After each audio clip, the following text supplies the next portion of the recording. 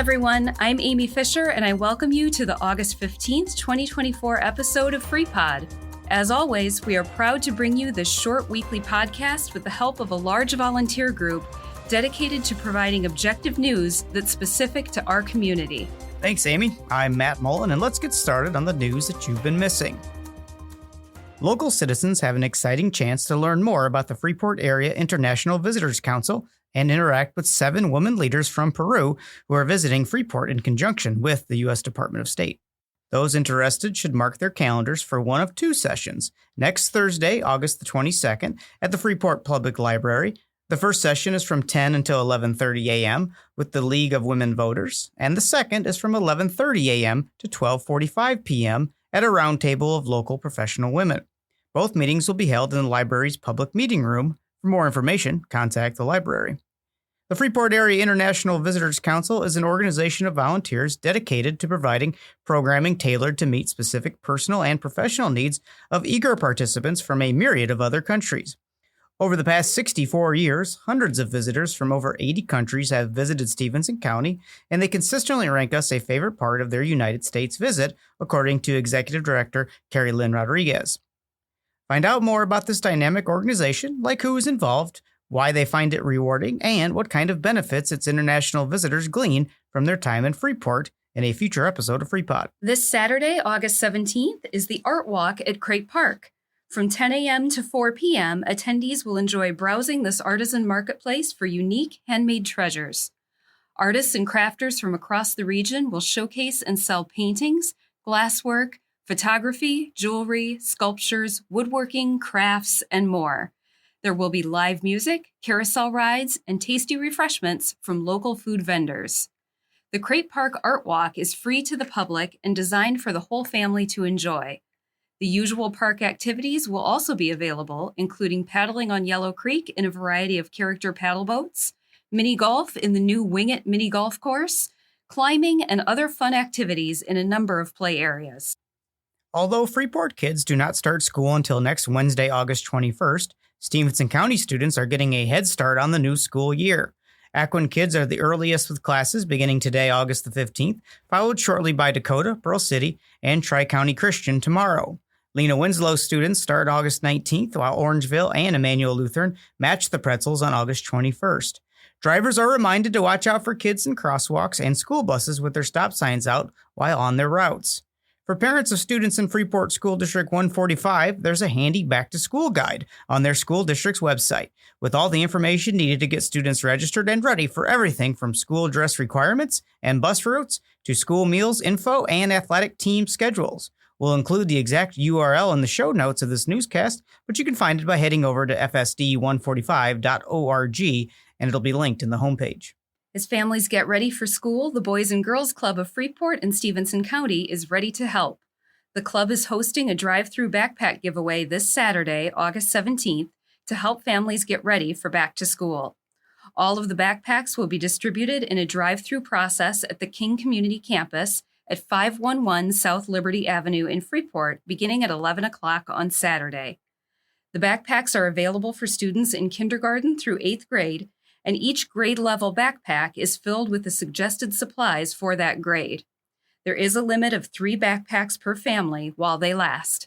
A dozen generous sponsors have provided the material for this giveaway.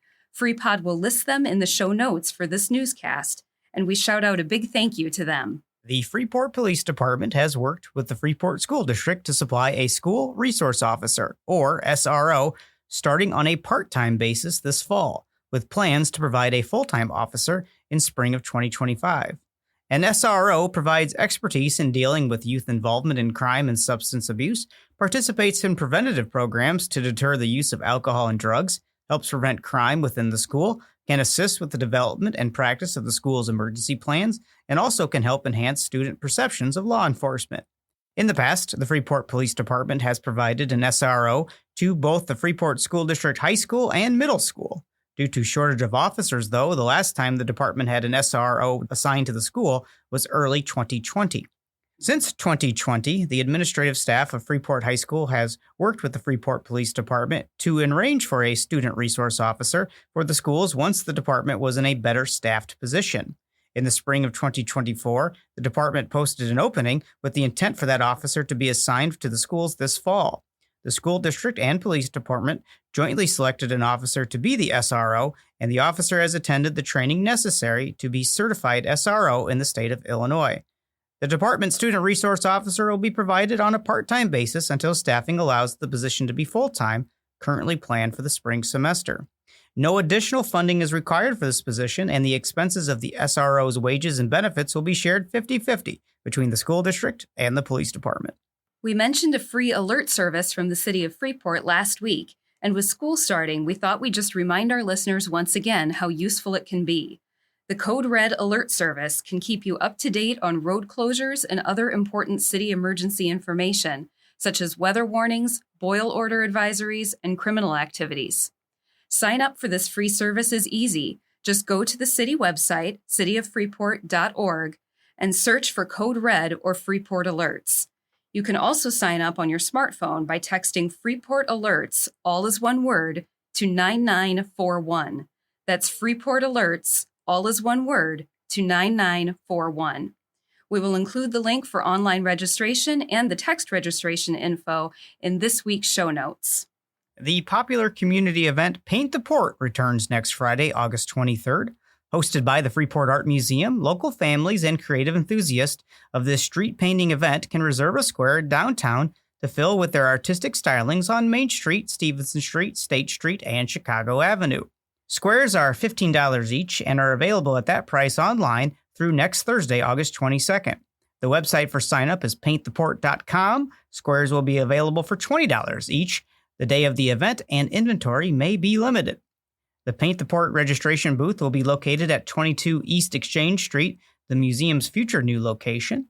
That's where you can pick up your artist bag with everything needed to create your masterpiece, including chalk, paintbrushes, cups for rinsing your brushes, and promo items from sponsors. The paint provided in the bags is the only type allowed for this event. Sinks will be set up to provide rinse water, and you may want to bring clothing to change into for your younger artist in your team, as well as towels or knee pads to protect on the street surface. Painting may be done anytime between 4 p.m. and 8 p.m. and must be completed by 8. Also in your artist bag, 2 Eats and Beats tickets and wristbands, and we have more event on that coming up in our next story. Volunteers are also needed to help make this year's Paint the Port event a success. Shifts for volunteers are available for both the day before Paint the Port, which is Thursday, August 22nd, as well as the day of the event, Friday the 23rd. Volunteer tasks include marking and numbering the squares, stuffing bags, and cleanup. Details and shift times can be found at the event's website, as well as other useful information about the event. The event also hosts a Facebook page for further info. Initially conceived in 2017 as a means to raise funds for a downtown revitalization, Paint the Port has exceeded expectations in the years since then. Proceeds generated by the event are channeled into the development and maintenance of the downtown Arts Plaza for community gatherings. As we just mentioned in our story about Paint the Port, Eats and Beats is also coming up next weekend, Friday and Saturday, August 23rd and 24th. So once you've completed your masterpiece or strolled the streets of downtown Freeport to admire others' paintings, please stay to enjoy the live music and food at Eats and Beats, where event proceeds benefit area nonprofits. Eats and Beats takes place at the Arts Plaza across from the Freeport Public Library, and the Beats begin at 5 p.m. both days. Enjoy multiple music genres, including Ukulele Express and The Usual Suspects on Friday. On Saturday, Ryan Casey is followed by Sparks Fly, which presents the Taylor Swift Experience. As for the eats, there will be 10 vendors offering everything from cotton candy, giant cookies, mini pies, and snow cones, to nachos and walking tacos, pulled chicken and pulled pork sandwiches, regular and chili cheese fries, stuffed baked potatoes, cheese curds, poke bowls, pizza, hamburgers, and hot dogs. For more on Eats and Beats, tune in for our in-depth interview with Tim Cook and Brian Babcock next Tuesday, August 20th at noon. And remember, if you've participated in Paint the Port, there are 2 tickets for Eats and Beats in your artist bag. Through a partnership with the Freeport Environmental Study Group, Northwest Illinois Audubon Society, and the University of Illinois Extension, the Freeport Student Garden is expanding its composting program. The program helps households in the greater Freeport area reduce the amount of food waste they contribute to the landfill. The Freeport Student Garden uses this food waste to generate compost, which is a valuable soil adamant that provides nutrients to the soil. The Freeport Student Garden will also pilot collecting compostable waste from the high school's cafeteria. Additional bays for the composting system were built and erected in early August. Interested in participating? Check the show notes for email addresses where you can help. This expansion was made possible through a grant funded by the Foundation for Northwest Illinois. In addition to all of the great events described so far, here's a reminder to area bicyclists about the Saturday morning bike shop ride we mentioned last week, happening this and every Saturday. The ride starts at 8 a.m. at PHK Bicycles in downtown Freeport and follows a 24-mile all-paved route to Dakota and back. There are alternate routes for shorter routes. The ride ends up back at PHK Bicycles, and everyone is welcome to join this fun event. On Monday, August 19th, join the Freeport Park District and Pat Lightson 5 for a special summer yoga program to celebrate the first supermoon of the year. The program is for all skill levels and runs from 7:30 to 9 p.m. near Wing It, the new mini golf course at Krape Park. Yoga mats will be available for class use, or you can bring your own. Cost is $10 for Freeport residents and $12 for others, and you can register by calling the Park District at 815-235-6114. We remind everyone again that school is starting, and in honor of that, here's a bit of school-related history trivia. In 1897, the Freeport High School cheerleaders were known as the Cuckoos, and they were all men. A lot has changed since then, but we all still need to watch out for students and buses as the semester gets underway. In closing, as mentioned earlier, we're pleased to share next week's Tuesday's in-depth interview will be FreePod and Timbek 2 host Tim Connor speaking with Tim Cook, Brian Babcock about Eats and Beats. They'll review news and the event itself, as well as how it supports area nonprofits. This conversation will post at noon, Tuesday, August 20th. With that, time's up for this week, but tune in again next week for more about Freeport businesses, city plans and progress, area rewards and recognition, local impacts related to the state and national news, and more. As we say each week, FreePod couldn't come to you without the help of many local supporters. We're especially appreciative for the Mass Communications Department at Highland Community College for producing this podcast, as well as our many liaisons and reporters for the time they volunteer to bring this news to you. Thank you, Highland and Team FreePod.